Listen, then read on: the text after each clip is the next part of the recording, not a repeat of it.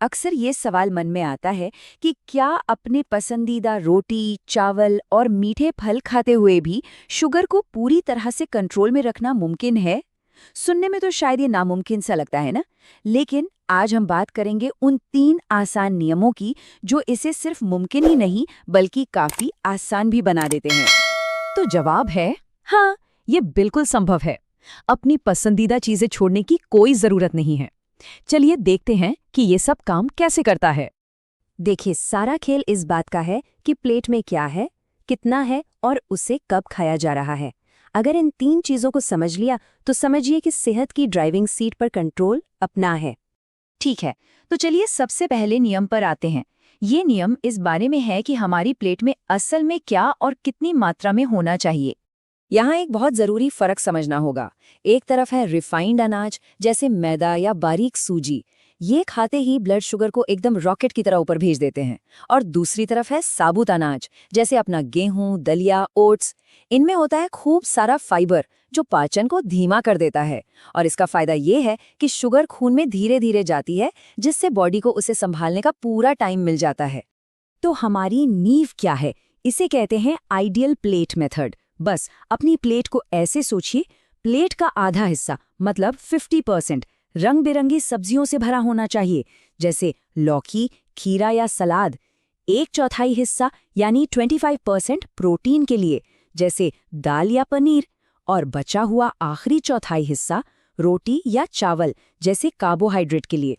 और अब एक कमाल की ट्रिक, जब भी कार्बोहाइड्रेट खाएं उसे प्रोटीन, फाइबर और हेल्दी फैट जैसे घी या नट्स के साथ खाएं। ये कॉम्बिनेशन शुगर को खून में घुलने की रफ्तार को काफी धीमा कर देता है। इसे पेयरिंग मेथड कहते हैं और ये ब्लड शुगर को स्थिर रखने के लिए एक गेम चेंजर है। सच में अंदाजे से काम नहीं चलेगा, ट्रैक करना शुरू करना होगा। ग्लूकोमीटर या फिर कंटिन्यूअस ग्लूकोज मॉनिटर का इस्तेमाल बहुत ज़रूरी है। इससे ही पता चलता है कि कौन सी चीज़ खाने पर शरीर कैसे रिएक्ट कर रहा है।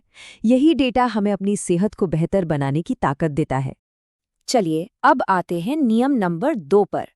यहाँ हम कार्बोहाइड्रेट को दुश्मन की तरह नहीं बल्कि एक ऐसे बजट की तरह देखेंगे जिसे मैनेज किया जा सकता है। इसका मतलब ये है कि कार्ब्स को डाइट से पूरी तरह हटाने के बजाय हर मील के लिए एक बजट बना लें। जैसे हम पैसों का बजट बनाते हैं, ठीक वैसे ही कार्ब्स का भी। तो सवाल ये है कि ये बजट दिखता कैसा है। देखिए, एक जनरल गाइडलाइन है कि महिलाएं हर मील में करीब 30 से 45 ग्राम और पुरुष 45 से 60 ग्राम कार्ब्स का टारगेट रख सकते हैं। हाँ, एक बात ध्यान में रखनी है, अगर शुगर लेवल अभी भी ज्यादा रहता है तो बेहतर है कि कम से शुरू करें और फिर धीरे धीरे एडजस्ट करें। अब इसे असल जिंदगी में देखते हैं। एक मीडियम साइज के फुलके में करीब 15 से 18 ग्राम कार्ब्स होते हैं। तो अगर किसी का बजट 30-45 ग्राम का है तो 2 फुलके आराम से उस बजट में फिट हो जाते हैं। और चावल की बात करें तो आधा कप पके हुए चावल में लगभग 20 से 25 ग्राम कार्ब्स होते हैं, जो रोज के बजट में आसानी से शामिल किए जा सकते हैं। और अगर नाश्ते में दलिया या ओट्स पसंद है तो एक कटोरी में करीब 25 से 30 ग्राम कार्ब्स मिल जाते हैं, जो दिन की शुरुआत के लिए एक बहुत अच्छा ऑप्शन है। यहाँ कुछ और प्रो टिप्स हैं जो बहुत बड़ा फर्क ला सकते हैं। कोशिश करें कि कार्ब्स को खाने में सबसे आखिर में खाएं। खाने के बाद 10-15 मिनट की वॉक तो जैसे जादू का काम करती है ब्लड शुगर कम करने में। फलों को अकेले खाने से अच्छा है कि उन्हें खाने के साथ खाएं। और हाँ, जूस और शेक से तो पूरी तरह दूरी बनाना ही बेहतर है। तो चलिए देखते हैं कि ये प्लेट असल में दिखती कैसी है। यहाँ 3 अलग अलग मज़ेदार और बैलेंस्ड मील्स के उदाहरण हैं जो कार्ब बजट में एकदम फिट बैठते हैं, चाहे रोटी पसंद हो, चावल या फिर दलिया। और अब आते हैं हमारे आखिरी लेकिन बहुत ही ज़रूरी तीसरे नियम पर। ये है प्रोटीन की शक्ति, एक ऐसा दोस्त जिसे अक्सर नज़रअंदाज कर दिया जाता है। तो प्रोटीन इतना ज़रूरी क्यों है? ये पेट को ज्यादा देर तक भरा रखता है, पाचन की प्रक्रिया को धीमा करता है और हमारी मांसपेशियों को बचाता है। मांसपेशियां जितनी मजबूत होंगी, शरीर ग्लूकोज का उतना ही बेहतर इस्तेमाल करेगा। ये खाने के बाद होने वाले शुगर स्पाइक को रोकने का एक सीक्रेट हथियार है। यहाँ एक सीधा सा टारगेट है, अपने शरीर के हर 1 किलो वजन के लिए हर दिन कम से कम 1 से 1.2 ग्राम प्रोटीन लेने का लक्ष्य रखें। मतलब अगर किसी का वजन 60 किलो है तो उन्हें दिन में 60 से 72 ग्राम प्रोटीन चाहिए। और इस टारगेट तक पहुंचना आसान है। देखिए, एक अंडे में करीब 6 ग्राम, 100 ग्राम पनीर में 18 से 20 ग्राम और एक कटोरी दाल में लगभग 8 से 10 ग्राम प्रोटीन होता है। इससे पूरे दिन के प्रोटीन इंटेक को ट्रैक करने में काफ़ी मदद मिलती है।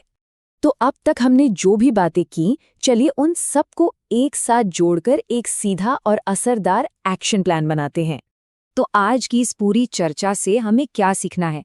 अपनी प्लेट को बैलेंस करें, अपने कार्ब्स का बजट बनाएं और प्रोटीन को प्राथमिकता दें।